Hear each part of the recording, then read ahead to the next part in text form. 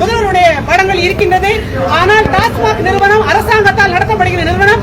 அங்கே அவருடைய படம் இல்லாத காரணத்தினால் இந்த டாஸ்மாக் கடைக்கு சொந்தக்காரர் தமிழ்நாட்டினுடைய திமுக அரசாங்கம் என்பதை தெரியப்படுத்தும் விதமாக இன்றைக்கு நம்முடைய முதலமைச்சர் அவர்களுடைய படத்தை